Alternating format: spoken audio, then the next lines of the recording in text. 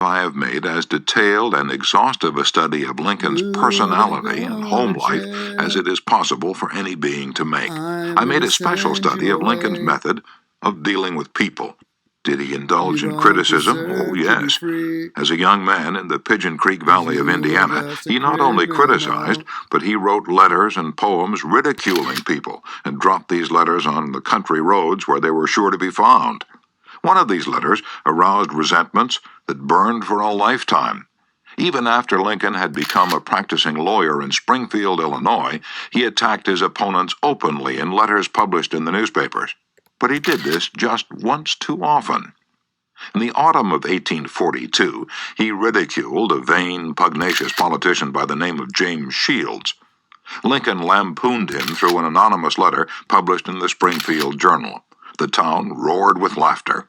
Shields, sensitive and proud, boiled with indignation. He found out who wrote the letter, leapt on his horse, started after Lincoln, and challenged him to fight a duel. Lincoln didn't want to fight. He was opposed to dueling, but he couldn't get out of it and save his honor. He was given the choice of weapons.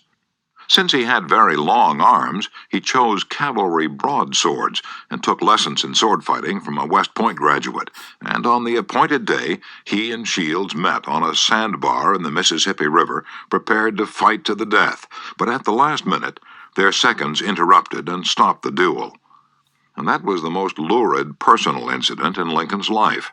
It taught him an invaluable lesson in the art of dealing with people. Never again did he write an insulting letter. Never again did he ridicule anyone. And from that time on, he almost never criticized anybody for anything. Time after time during the Civil War, Lincoln put a new general at the head of the Army of the Potomac, and each one in turn, McClellan, Pope, Burnside, Hooker, Meade, blundered tragically and drove Lincoln to pacing the floor in despair. Half the nation savagely condemned these incompetent generals, but Lincoln, with malice toward none and charity for all, held his peace. One of his favorite quotations was, "Judge not, that ye be not judged." And when Mrs. Lincoln and others spoke harshly of the Southern people, Lincoln replied, "Don't criticize them. They are just what we would be under similar circumstances." Yet if any man ever had occasion to criticize, surely it was Lincoln. Let's take just one illustration. The Battle of Gettysburg was fought during the first 3 days of July, 1863. During the night of July 4th, Lee began to retreat southward while storm clouds deluged the country with rain. When Lee reached the Potomac with his defeated army, he found a swollen, impassable river in front of him and a victorious Union army behind him. Lee was in a trap. He couldn't escape. Lincoln saw that. Here was a golden, heaven-sent opportunity, the opportunity to capture Lee's army and end the war immediately. So, with a surge of high hope, Lincoln ordered Meade not to call a council of war, but to attack Lee immediately. Lincoln telegraphed his orders and then sent a special messenger to Meade demanding immediate action. And what did General Meade do? He did the very opposite of what he was told to do. He called a council of war in direct violation of Lincoln's orders. He hesitated. He procrastinated. He telegraphed all manner of excuses. He refused point blank to attack Lee. Finally, the waters receded, and Lee escaped over the Potomac with his forces. Lincoln was furious. "What does this mean?" Lincoln cried to his son Robert. "Great God, what does this mean? We had them within our grasp, and had only to stretch forth our hands, and they were ours. Yet nothing that I could say or do could make the army move." Under the circumstances, almost any general could have defeated Lee. If I had gone up there, I could have whipped him myself. In bitter disappointment, Lincoln sat down and wrote Meade this letter. And remember, at this period of his life, Lincoln was extremely conservative and restrained in his phraseology. So this letter, coming from Lincoln in 1863, was tantamount to the severest rebuke. "My dear General, I do not believe you appreciate the magnitude of the misfortune involved in Lee's escape. He was within our easy grasp, and to have closed upon him would, in connection with our other late successes, have ended the war. As it is, the war will be prolonged indefinitely. Always the same shit. If you could not safely attack Lee last Monday, how can you possibly do so south of the river, when you can take with you very few, no more than 2/3 of the force you then had in hand? It would be unreasonable to expect, and I do not expect, that you can now effect much. Your golden opportunity is gone, and I am distressed immeasurably because of it. What do you suppose Meade did when he read the letter? Meade never saw that letter. Lincoln never mailed it. It was found among his papers after his death. My guess is, and this is only a guess, that after writing that letter, Lincoln looked out of the window and said to himself, "Just a minute. Maybe I ought not to be so hasty. It is easy enough for me to sit here in the quiet of the White House and order Meade to attack. But if I had been up at Gettysburg, and if I had seen as much blood as Meade had seen during the last week, and if my ears had been pierced with the screams and the shrieks of the wounded and dying, maybe I wouldn't have been so anxious to attack either. If I had Meade's timid temperament, perhaps I would have done just what he had done. Anyhow, it is water under the bridge now. If I send this letter, it will relieve my feelings, but it will make Meade try to justify himself. It will make him condemn me. It will arouse hard feelings, impair all his further usefulness as a commander, and perhaps force him to resign from the army." So, as I've already said, Lincoln put the letter aside, for he'd learned by bitter experience that sharp criticisms and rebukes almost invariably end in futility. Theodore Roosevelt said that when he, as president, was confronted with a perplexing problem, he used to lean back and look up at a large painting of Lincoln, which hung above his desk in the White House, and ask himself, "What would Lincoln do if he were in my shoes? How would he solve this problem?" The next time we're tempted to admonish somebody, let's pull a $5 bill out of our pocket, look at Lincoln's picture on the bill, and ask, how would Lincoln handle this problem if he had it? Mark Twain lost his temper occasionally and wrote letters that turned the paper brown. For example, he once wrote to a man who'd aroused his ire, "The thing for you is a burial permit. You have only to speak and I will see that you get it." On another occasion, he wrote to an editor about a proofreader's attempts to improve my spelling and punctuation.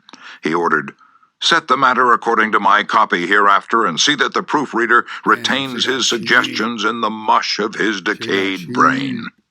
The writing of these stinging letters made Mark Twain feel better. They allowed him to blow off steam, and the letters didn't do any real harm because Mark's wife secretly lifted them out of the mail, and they were never sent. Do you know someone you'd like to change and regulate and improve? Good, that's fine. I'm all in favor of it. But why not begin on yourself? From a purely selfish standpoint, that's a lot more profitable than trying to improve others. Yes, and a lot less dangerous. "Don't complain about the snow on your neighbor's roof," said Confucius, "when your own doorstep is unclean."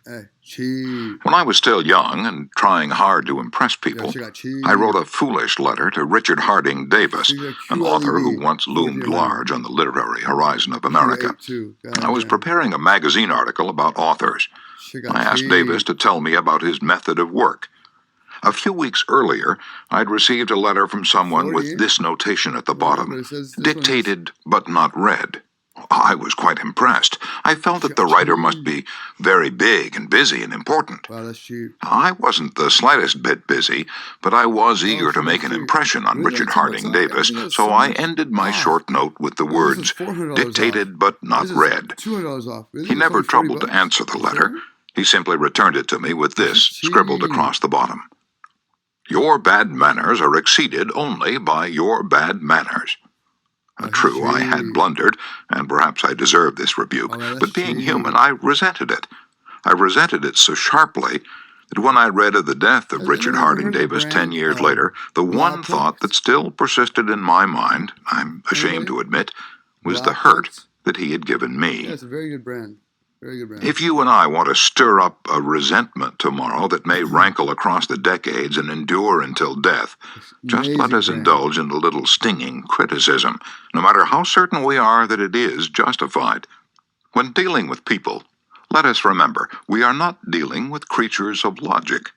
We are dealing with creatures of emotion, creatures bristling with prejudices and motivated by pride and vanity. There we go. Bitter criticism caused the sensitive Thomas Hardy, one of the finest novelists ever to enrich English literature, to give up forever the writing of fiction. Criticism drove Thomas Chatterton, the English poet, to suicide.